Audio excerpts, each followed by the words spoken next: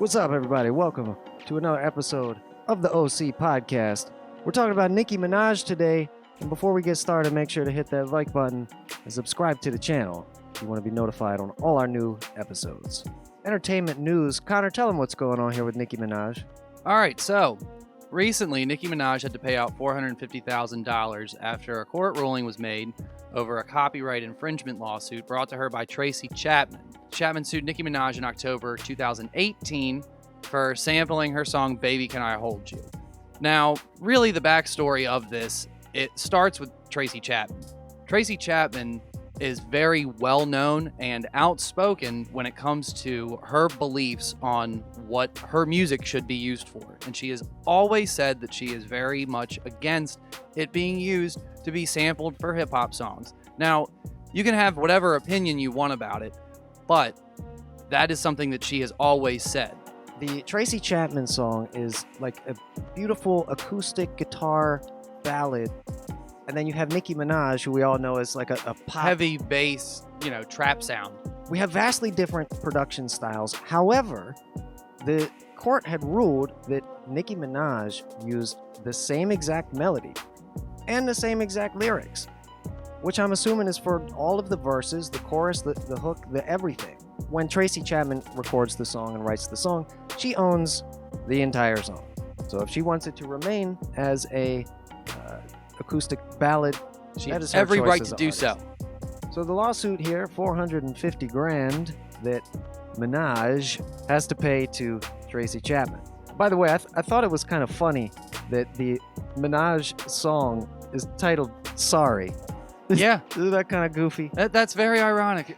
Minaj's team contacted Chapman not just once, multiple times for permission to sample the song, and they were refused multiple times. So that means that this because it happened multiple times, there's no way that Nicki Minaj was unaware that these communications between Tracy Chapman's team and her own were taking place. I don't see how there's any possibility of that. Right, because she put out a tweet saying, I had no clue that this vocal track that I spent hours in the studio recording was the same exact song as this little peon. She doesn't even have any idea that her song had lyrics that were already used. Chapman likes to protect her work and does not grant or request samples.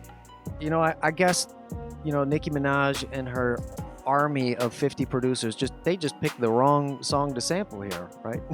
the wrong song or the wrong artist in general. Yeah, well, if there's so much content out there, it's very odd that they decided to dig as hard at this one. Yeah, so it's almost like we're the big bad pop industry Atlantic Records producers. We're on the payroll here. We get the CEO of Atlantic to sign our checks, so we could just do whatever we want. And it's almost like if you know anything about Tracy Chapman, you just wouldn't go there. Right? That is precisely what I'm saying. So what the court ended up ruling is that they made a judgment. So not a settlement actually, but a judgment, which means that Tracy Chapman officially won this case. So they officially ruled that the song was essentially stolen, used without permission. Previously, it's kind of interesting. Minaj was handed a small victory in the case when this other judge said the rapper did not commit copyright infringement. Here's the kicker that screwed over Nicki Minaj and her label. When Funkmaster Flex leaked the track online. That's what really was, I think, the impetus to make Tracy Chapman actually go forward with this lawsuit. And good thing she did, because she won. She actually made a big statement about artists' rights and songwriters. Yes, absolutely. Owning their songs, owning their copyright. And it's really cool that the court sided with her in this case, because they don't always do. But what was the thing that made her actually spend the money on court fees and hiring lawyers and all that? I think that was the thing. When they leaked that which seems like a dig, that seems like an insult to me. They did that on purpose. Oh, absolutely. Put yourself in the shoes of Nicki Minaj and Funkmaster Flex. They were thinking, we're going to leak this and it's going to blow up and it's going to be super mega huge. It's going to get millions of views. They were operating under the premise of ask for forgiveness later. They were probably hoping that enough buzz would be generated around it that Tracy Chapman might not care.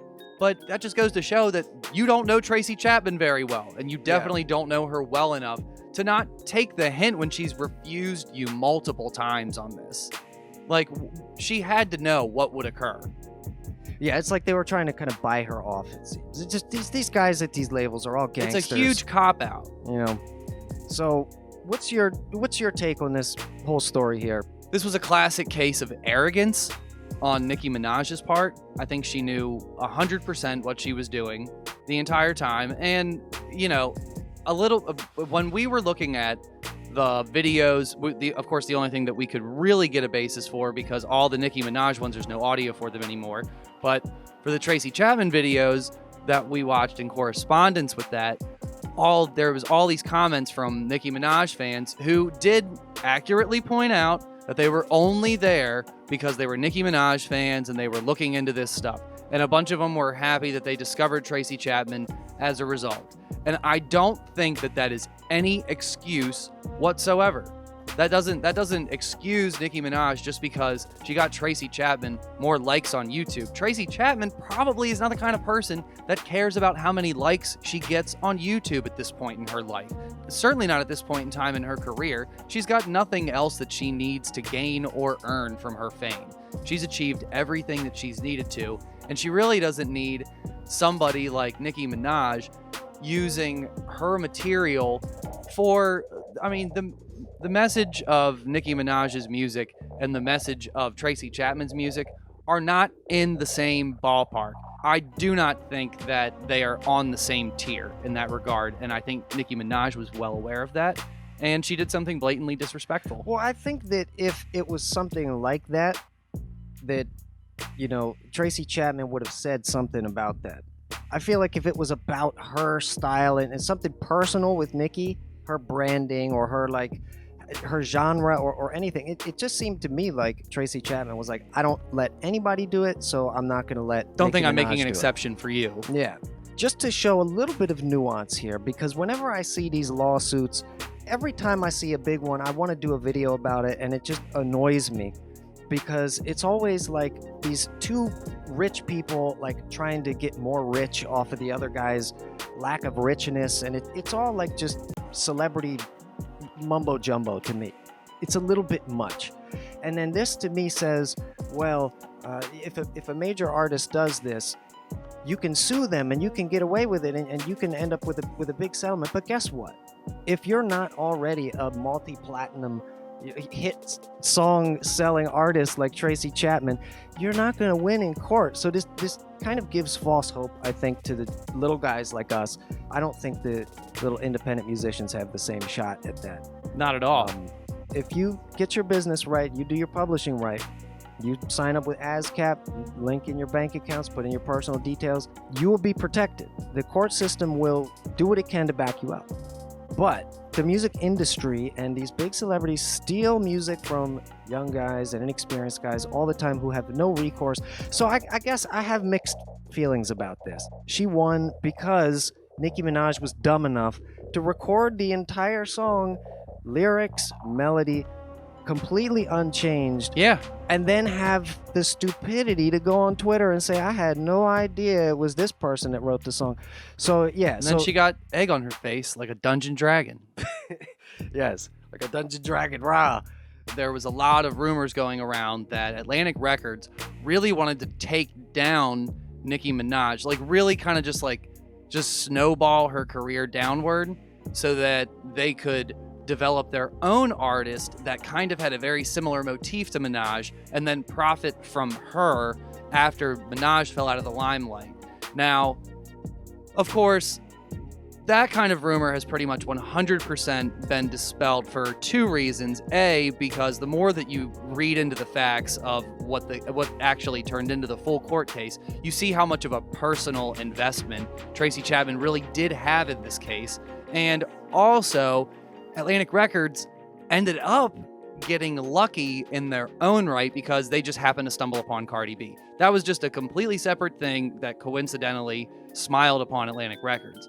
But if they hadn't had that, the rumor was that they could have just taken Nicki down, boosted their own artist up, and put this whole thing to rest. And this Tracy Chapman thing was just one little piece of the puzzle in that grand master plan. Of course. But now that we see all the facts, in this particular case involving her dealings with Tracy Chapman, she is either lying or she was incompetent. She can't possibly be that stupid, folks. I mean, you got to give her some credit. She has built an amazing career for herself. Just absolutely stop stealing other people's songs, Nicki. Write your own songs. It's not that hard. So the big difference between our opinions on this story is the distinction between your rights as an artist versus what is right. But we want to know what you guys think about this story in the comment section down below. Are we completely crazy? Is Nicki Minaj a victim of some kind of mind control device used by the CEO of Atlantic Records? Let us know your opinion in the comments down below. Make sure to hit like on this video if you like what you see, if you're feeling our swag, if you're feeling our threads, and make sure to share this video with all the Nicki Minaj fans you know, and share it with all the Tracy Chapman fans that you know. I want to wrap it up here on this quote by Tracy Chapman. She says, "I'm glad to have this matter resolved and grateful for the legal outcome, which affirms that artists' rights are protected by law and should be respected by other artists. I've never authorized the use of my songs for samples or requested a sample. This lawsuit was a last resort, pursued in an effort to defend myself and my work and to seek protection for the creative enterprise and expression of songwriters and independent publishers like myself." Once again, this has been the OC Podcast. And we are signing out.